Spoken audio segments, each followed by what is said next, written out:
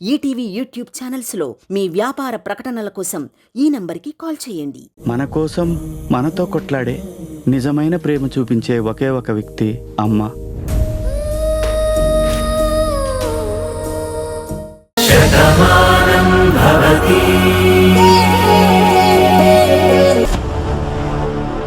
ఏంటి ఊర్మిళ, ఇదెవరో ఆకతాయిలు చేశారనుకుంటే కానే కాదు. నీ పేరు రాసి నీ పతనానికి నాంది అని రాశారు అంటే ఖచ్చితంగా ఇది ఎవరో కావాలనే చేశారు. ఊర్మిళని ఇలా రాయితో కొట్టవలసిన అవసరం ఎవరికుందమ్మా? మనం ఎవరికి అన్యాయం చేయలేదు కదమ్మా. కలికాలం మనోహర్, మనం మంచిగా ఉన్నా మన మీద బురదేసేవాళ్ళు చాలా మంది ఉంటారు. ఆ రాయి రెప్పపాటులో తప్పి ఫ్లవర్ వాజ్కి తగిలింది కాబట్టి సరిపోయింది. అదే ఊర్మిళకి తగులుంటే ఏమై ఉండేది? వాడు దొరుకుంటే చింతకాయ పచ్చడి చెత్త కొట్టినట్టు చెత్త కొట్టేసి ఉండేదాన్ని. వదిలే అమ్మమ్మా, రాసి పెట్టి కొట్టారు కదా, ఎవరు ఏంటి అనేది నేను చూసుకుంటాను. ముందు నుంచి ఎదిరిస్తే ఎదిరించచ్చు, కానీ ఇలా వెనక నుంచి వెన్నుపోటు పొడిస్తే ఎలా పట్టుకుంటాం? ప్రమాదం పెళ్లికి పిలిచినట్టు చెప్పిరాదు ఊర్మిళ, ఇలాగే ఊహించకుండా వస్తుంది. ఉంటానండి, మళ్ళీ రేపు ఉదయం కాల్ చేస్తాను.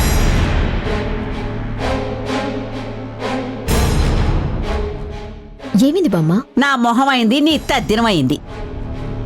నీలేమంటే ఎందుకమ్మమ్మ అంతలా చిరాకు పడతావు? ఎవరో మాస్క్ పెట్టుకుని వచ్చి రాయితో నన్ను కొట్టారు. అది ఫ్లవర్ వాజ్ కి తగిలింది. దానికి ఇదిగో ఒక పేపర్ కట్టేసింది. ఏంటంటే ఇంత పెద్ద విషయాన్ని అంత తేలిగ్గా తీసుకుంటారేంటి? మేమేం తేలిగ్గా తీసుకోలేదు. వాణ్ణి పట్టుకుందామనే పరిగెత్తాను, కానీ చీకట్లో తప్పించుకున్నాడు ఈడియట్. అలా అని వదిలేస్తామా? ఏ పేపర్లో వేయిస్తావా?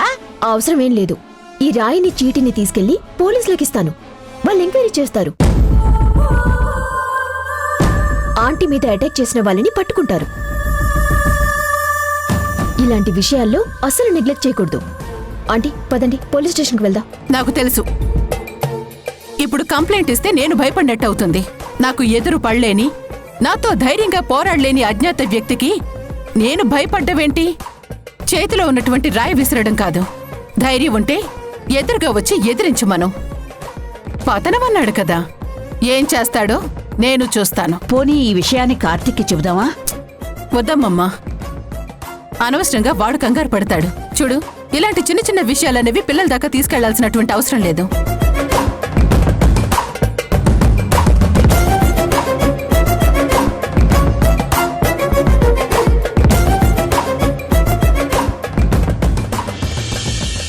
అవునా? చాలా సంతోషం. భలేవారే, మన ఊర్లో ఓ మంచి జరుగుతుంటే మేం రాకుండా ఎలా ఉంటాం? తప్పకుండా వస్తాం. ఇదంతా భానమ్మ చలవేనయ్యా. ఆ రోజు ఆ తల్లి పూనుకోబట్టే ఇక్కడ మైనింగ్ జరుగుతుంది. చాలా మందికి ఉపాధి వచ్చింది. ఇప్పుడు గూడు లేని వాళ్ళకి గూడు కూడా వస్తుంది. మా అందరికీ సాయం చేయడానికే మీరు భానమ్మను కన్నట్టున్నారు. అందరూ సంతోషంగా ఉండాలనే నా కూతురు ఎప్పుడూ కోరుకుంటుంది. నిజమేనయ్యా. భానమ్మ ఉందా? ఉండండి, పిలుస్తాను. అమ్మా భాను, తలే. మనూరు ప్రెసిడెంట్ గారు మాట్లాడతారంట, మాట్లాడు. ఎలా ఉన్నారు బాబాయ్ గారు? మేమంతా బానే ఉన్నామమ్మా. మన ఊర్లో క్వార్టర్స్ కట్టడానికి భూమి పూజకు ముహూర్తం పెట్టాం. ఏ రోజు అనేది నాన్నగారికి చెప్పాను. మీరంతా తప్పకుండా రావాలి. తప్పకుండా వస్తాం బాబాయ్ గారు. మన ఊళ్ళో జరిగే శుభకార్యం కదా, మేం రాకుండా ఎలా ఉంటాం? చాలా సంతోషమమ్మా.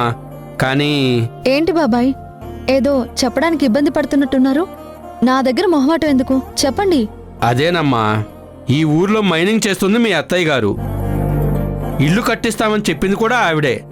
అలాంటిది ఈ కార్యక్రమానికి మీ అత్తయ్య గారు రానంటున్నారు. అదేంటి బాబాయ్, అందరికీ నీడనిచ్చే దాతే ఆవిడ. అలాంటిది ఆవిడ రానంటే ఎలా? అదే కదమ్మా, ఆవిడిక్కడికి రావాలి అంటే నువ్వే తలుచుకోవాలి. నేనా? అవునమ్మా, నువ్వే. ఇక్కడ జరిగే ప్రతి మంచి పని నీ వల్లే జరిగింది. ఇప్పుడు ఆవిడిక్కడికి రావాలన్నా అది నీ వల్లే అవుతుంది. నీ మీద నమ్మకంతోనే ఆవిడ వస్తున్నారని నేను అందరికీ చెప్పేశానమ్మా. బాబాయ్, మీకు మా ఇంటి విషయాలేమీ తెలియనివి కావు. అత్తయ్య గారికి నేనంటే పడదు. అలాంటిది నా మాట వింటారని మీరెలా అనుకుంటున్నారు? అమ్మా భాను, ఎన్ననుకున్నా కోడలి మాట కాదంటారా? ఇది ఊరందరి కోరికమ్మా. మాకు దిక్కు నువ్వే. ఆవిడ్ని తీసుకురావాల్సిన బాధ్యత కూడా నీదే. ఇది నీకు భారం అవుతుంది, కానీ మా గురించి చేసి పెట్టమ్మా. ఉంటాను. బాబాయ్, హలో. ఏంటే మళ్ళీ ఏమైంది? అత్తయ్య అంటున్నావు? దోసపాడులో క్వార్టర్స్కి భూమి పూజకి అత్తయ్య రావట్లేదంట. అవన్నీ నేను తీసుకురావాలని వీళ్ళు చెప్తున్నారు. ఏం చేయాలో నాకు అర్థం కావడం లేదు. అక్కడ మైనింగ్ రాదు అనుకున్నారు, నీ వల్లే వచ్చింది. అమ్మ ఇల్లు కట్టను అంటే నువ్వు ఆ విషయం నాకు చెప్పావు. నేను మాట్లాడాక క్వార్టర్స్ కట్టిస్తానని చెప్పింది. ఇప్పుడు అదే నమ్మకంతో వాళ్ళ అమ్మని తీసుకురమ్మని నీకు చెప్పారు. అది కూడా నిజమేనండి. అప్పటి పరిస్థితులు వేరు, ఇప్పటి పరిస్థితులు వేరు. అప్పుడు అత్తయ్యకి మా మీద కోపమే ఉండేది. అందుకే నేను మీ ఇంట్లో ఉండటం ఇష్టం లేదు కనుక మీతో మాట్లాడించాను. కానీ ఇప్పుడు తన నుంచి మిమ్మల్ని నేను దూరం చేశానన్న కోపం మరింత పెరిగింది.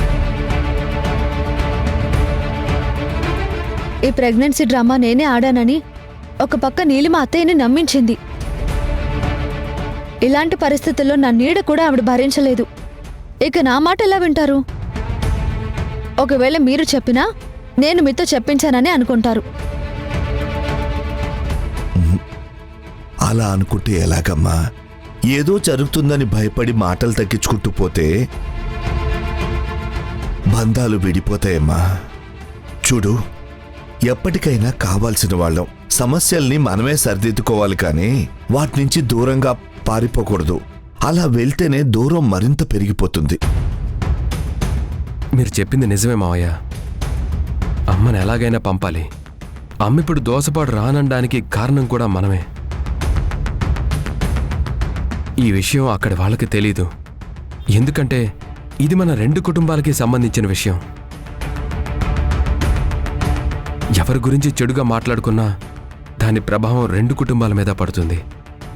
ఈ విషయం బయటికి రాకుండా అమ్మని ఎలాగైనా ఒప్పించాలి. ఎలాగండి? అసాధ్యాన్ని సుసాధ్యం ఎలా చేయగలం?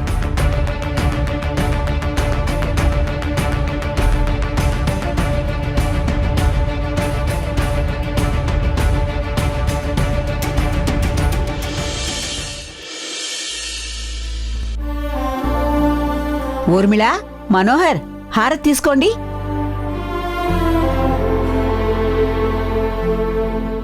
ఏంటి బామ్మ, నన్ను పిలవలేదు? ఆర్తితో పిలిస్తే దేవుడు వస్తాడో రాడో నాకు తెలియదు, కానీ పిలవకపోయినా దెయ్యం వస్తుందని నాకు తెలిసే, అందుకే నిన్ను పిలవలేదు. అమ్మమ్మ అని అంటున్నా సరే పదే పదే అమ్మమ్మని ఎందుకు అడుగుతావు నువ్వు? సిగ్గులేని జన్మ. ఎన్నన్నా దులిపేసుకోవడం దానికి అలవాటైపోయింది కదా. బామ్మ పెద్దావిడ కదా ఆంటీ, ఆవిడ తిట్లు కూడా నేను ఆశీర్వాదాలే అనుకుంటాను. అంతేలే, అలా సమర్థించుకోకపోతే నువ్వు ఇంట్లో ఉండలేవు కదా. దీని గోల ఎప్పుడు ఉండేదే గాని కార్తీక్ వస్తున్నాడు ఊర్మిళ. అవునా? ఎందుకు? నీతో ఏదో మాట్లాడాలంట, అందుకే వస్తున్నా బామ్మ అని నాకు ఫోన్ చేసి చెప్పాడు. బాగుందమ్మమ్మా, నాతో మాట్లాడాలని నా కొడుకు నీకు ఫోన్ చేసి చెప్పడమేంటి? ఇందులో తప్పే ఉంది. ఎలా ఉన్నావు బామ్మ అని నాకు ఫోన్ చేశాడు. పనిలో పనిగా నాకు ఈ మాట చెప్పాడు. పనిలో పనిగా చెప్పలేదు బామ్మ, పని కట్టుకొని నీకు ఫోన్ చేసి మరీ చెప్పాడు. ఆంటీ, ఇది ఖచ్చితంగా ఏదో ముఖ్యమైన విషయమే అయ్యుండాలి. ఏంటమ్మమ్మా, రాత్రి ఎవరో రాయి విసిరిన సంగతి నువ్వు కార్తీక్కి చెప్పావా? నువ్వు వద్దన్నాక నేను చెప్తే నువ్వు ఊరుకుంటావా? అందుకే నేనేమీ చెప్పలేదు. మరి అంత ముఖ్యమైన విషయం ఏమై ఉంటుంది? ఇంకేముందాంటీ, మీరు దోసపాడు వెళ్ళాను అని చెప్పారు కదా, వాళ్ళకి విధేయులు కాబట్టి ఆ విషయం అక్కడికి పోస్ట్ అయి ఉంటుంది. భాను మాట కార్తీక్ వింటాడు కాబట్టి ఒప్పించడానికి వస్తానని అనుంటాడు. సో కార్తీక్ ఒక్కడే రాడు, కార్తీక్ భాను ఇద్దరూ కలిసే వస్తారు. అన్నీ నువ్వు ఊహించుకుని చెప్పకు నీలిమా. ఇది ఊహ కాదంకల్, వాస్తవం. కావాలంటే చూడండి. అయితే నన్ను కన్విన్స్ చేయడానికి వస్తున్నారన్నమాట. వాళ్ళొస్తే నేను ఒప్పేసుకుంటానా? ఖచ్చితంగా వినకండి ఆంటీ, కానీ వాళ్ళు చెప్పే విధానం ఒకటి ఉంటుంది, దానికి మీరు తప్పకుండా ఒప్పుకుంటారేమోనని అనుమానంగా ఉంది. ఏంటది? ఏముంది, వాళ్ళిద్దరూ వస్తారు. కార్తీక్ మీ వైపు జాలిగా చూస్తూ, అమ్మా ఇది మన కుటుంబ గౌరవ మర్యాదలకి సంబంధించిన విషయం, నువ్వు రాను అంటే ఎలా అంటాడు. భాను కల్పించుకొని, అత్తయ్య మనలో మనకి ఎన్ని గొడవలైనా ఉండొచ్చు కానీ ఇవన్నీ బయట వాళ్ళ దగ్గర బయటపడటం ఎందుకు? మీరొస్తే ఈ కుటుంబం మర్యాద నిలబడుతుంది అని చెప్తుంది.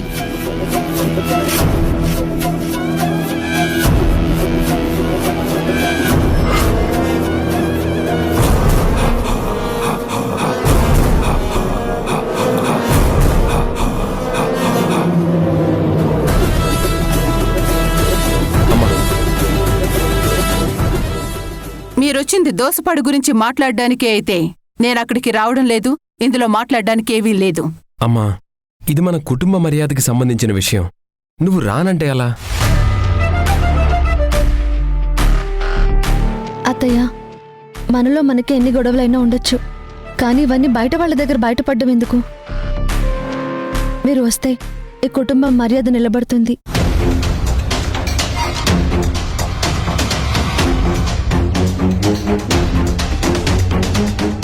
ఏంటి మన అని చెప్పి కలిపేసుకుంటున్నావు? నువ్వెప్పటికీ మా మనిషివి కాదు. ఇక దోసపడి సంగతి అంటావా? అక్కడ మైనింగ్ అనేది ముందు నుంచి నేను వద్దనే చెప్తున్నాను, కానీ నువ్వే స్టార్ట్ చేయించావు.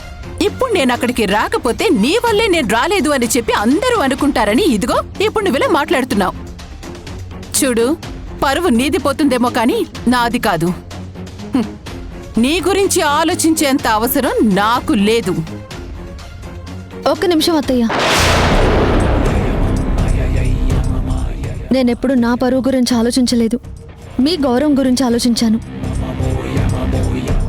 మీరు ఆ ఊళ్ళోనే పుట్టారు, అక్కడే పెరిగారు. ఒక సామాన్యమైన కుటుంబం నుంచి వచ్చిన మీరు ఈ వ్యాపార సామ్రాజ్యాన్ని స్థాపించి ఇంతటి స్థాయికి తీసుకొచ్చారు. కన్నవారి రుణం, పుట్టిన ఊరి రుణం ఎవరూ తీర్చుకోలేరు. కానీ మీరక్కడ మైనింగ్ స్టార్ట్ చేసి వందల మందికి ఉపాధి కల్పించారు. వాళ్ళకి అన్నం పెట్టిన దేవత మీరు. ఇప్పుడు ఇల్లు కూడా కట్టించి నీడలేని వాళ్ళకి నీడనిస్తూ గొప్ప పని చేస్తున్నారు. అందుకే వాళ్ళంతా మీ రాక కోసం అంతలా ఎదురు చూస్తున్నారు. అమ్మా, ఇది నీకు మాత్రమే దక్కాల్సిన గౌరవం. ఆ కార్యక్రమం నీ చేతుల మీద చేస్తే అక్కడ అందరూ సంతోషిస్తారు. ఆ ఊరి మీద నీకు ఇప్పుడున్న ప్రేమను చూసి అందరూ మురిసిపోతారు. ఆ మర్యాదలు నీకే దక్కాలేమ్మా. ఆ జనాల జేజేలు మా అమ్మకి దక్కాలి కానీ ఇంకెవరికీ దక్కకూడదు. అందుకే నిన్ను రమ్మంటున్నానమ్మా.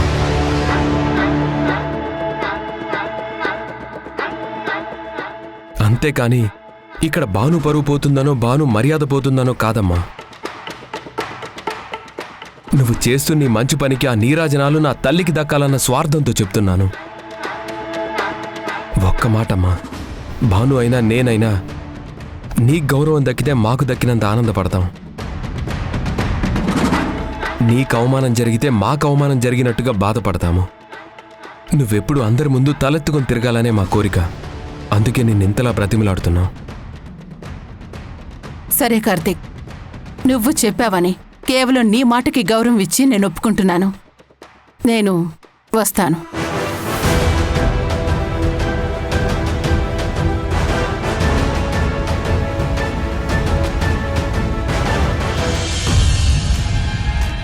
ఏంటి పార్దు, ఉదయం నుంచి ల్యాప్టాప్ వదలకుండా కూర్చున్నావేంటి? అదే, మనం కొత్త ప్రాజెక్టు స్టార్ట్ చేద్దాం అనుకున్నాం కదా, దాని గురించి రెఫరెన్స్లు చూస్తున్నాను. Good morning sir. ఓ, రండి లాయర్ గారు, కూర్చోండి. ఏంటి లాయర్ గారు, కనీసం ఫోన్ కూడా చేయకుండా వచ్చారు? ఏమైనా అర్జెంటా? అవును మేడం, వరుణ్కి బెయిల్ వచ్చింది, బయటకు వచ్చేసాడు. అదేంటండి, అంత మోసం చేసిన వాడికి బెయిల్ ఎలా వచ్చింది? అవును లాయర్ గారు, వాడి మీద పక్కాగా అన్ని ప్రూఫ్స్తో కేసు పెట్టాం కదా. ఇంత పెద్ద సైబర్ నేరం చేసిన వాడు అంత సింపుల్గా బయటికి ఎలా వచ్చాడు? అది వాడి గొప్పతనమా, మన చేతకానితనమా? వాడి తరపునున్న లాయర్ సిటీలో చాలా పేరున్న లాయర్. అతనికి పై స్థాయిలో చాలా ఇన్ఫ్లుయెన్స్ ఉంది. వాళ్ళని మేనేజ్ చేసి బెయిల్ మీద బయటికి తీసుకొచ్చారు. అంటే ఆ విషయం చెప్పడానికి వచ్చారా? అంత సింపుల్గా చెప్పడానిక నేను మిమ్మల్ని హైర్ చేసుకుంది?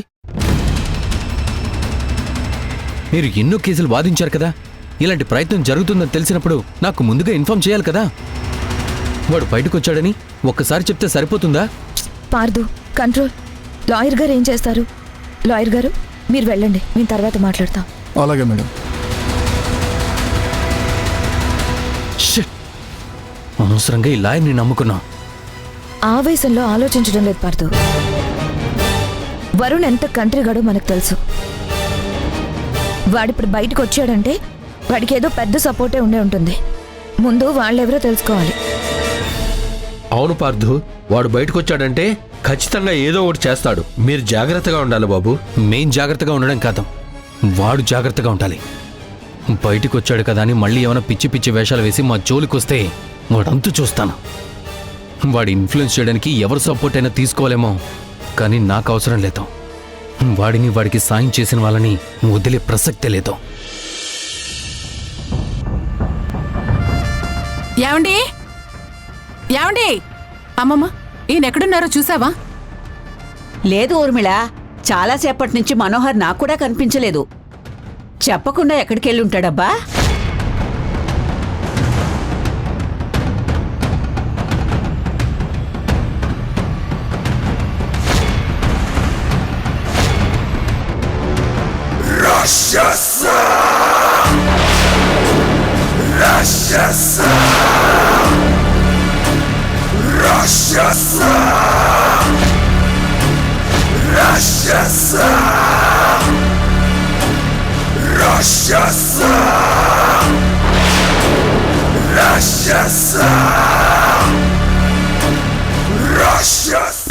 దొరికేవరా?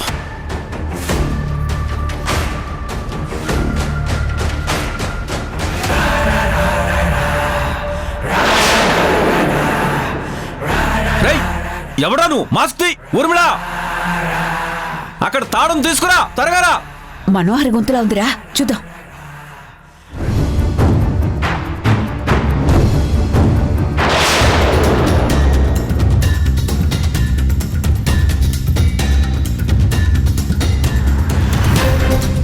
రేయ్ ఆగో!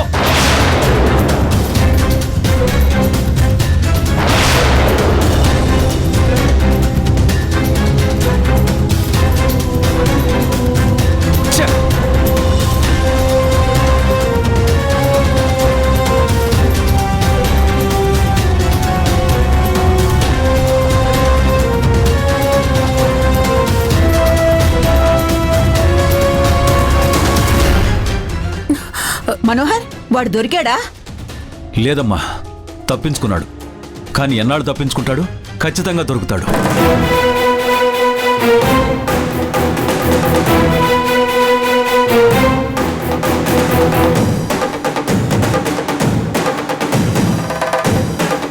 నేను ఊహించిన దానికన్నా నువ్వు చాలా ధైర్యవంతురాలివి ఊర్మిళ. కానీ ఇంతటి ధైర్యాన్ని కూడా మృత్యువు భయపెడుతుంది. నీకు మృత్యువు నేనే, నీకు మరణం తప్పదు.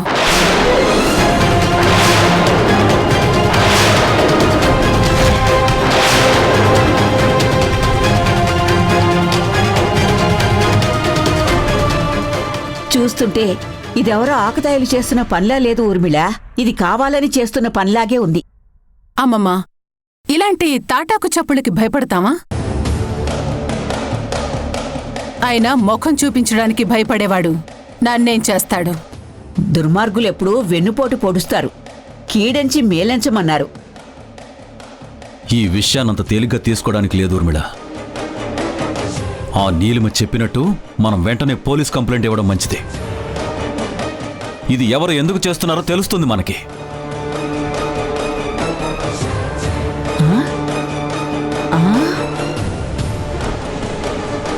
అవును, సరిగ్గా వీడొచ్చే టైంకి ఆ నీలిమ కనిపించట్లేదు అంటే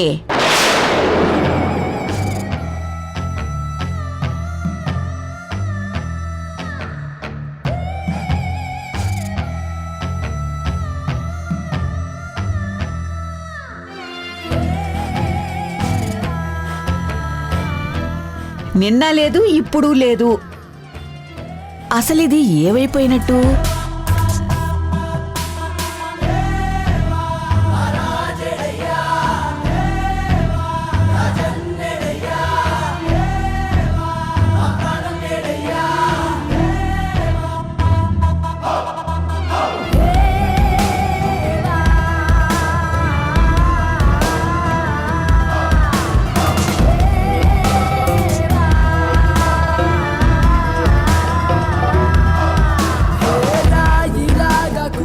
ఏంటంకుల్, నన్ను పట్టుకుందామని నా గుట్టు బయట పెడదామని అనుకున్నారా?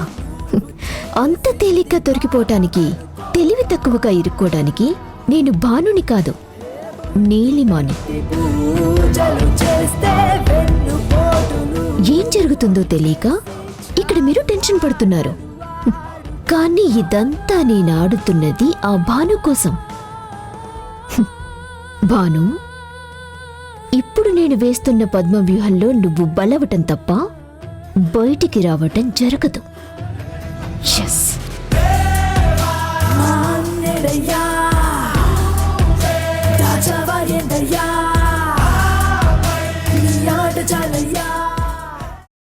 ఈ రోజు వాడు వస్తాడన్న నమ్మకం నాకు లేదయ్యా. ఈ రోజు వస్తాడు, నా చేతిలో చస్తాడు వాడు.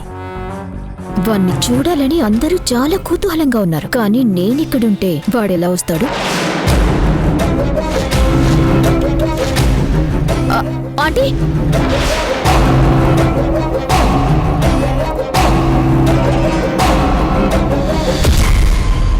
ఈటీవీ విన్ యాప్ రోజుకి కేవలం రూపాయి మాత్రమే. ఇప్పుడే ఈటీవీ విన్ యాప్ డౌన్లోడ్ చేసి సబ్స్క్రైబ్ చేయండి.